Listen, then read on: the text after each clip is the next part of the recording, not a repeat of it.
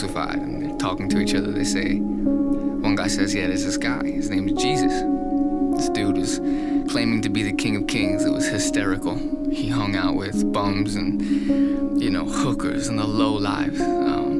He was claiming to be a King of Kings, a Lord of Lords. He's saying he's gonna bring down this temple. This guy was making no sense. I mean, he was so not a king. His friend says, I agree.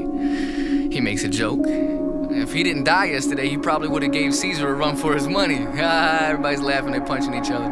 I guess we'll never know.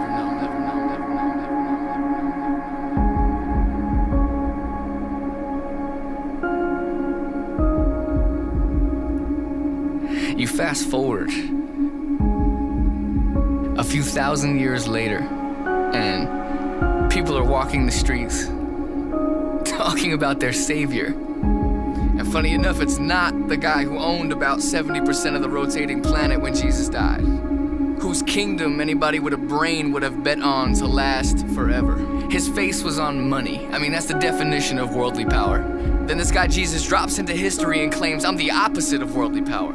I lay down every single bit of power that I have before people's feet. I'm a servant of people, I'm a servant of man. He turns to all of his followers.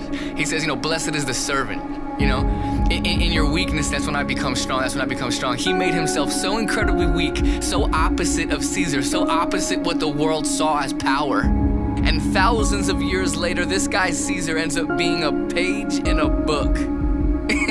He's a page in a book, in a history book, that people will learn for about 15 minutes.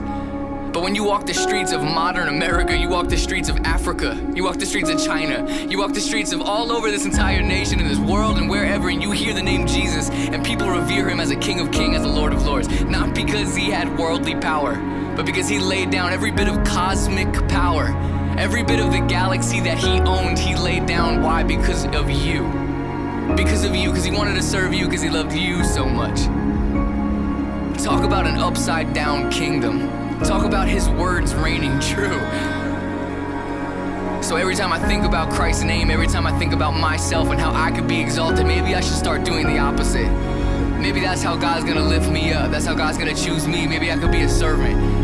Because my King, my Lord of Lords, made himself nothing and became everything. Made himself nothing and became everything. So when we come together, we should say, less of us and more of you.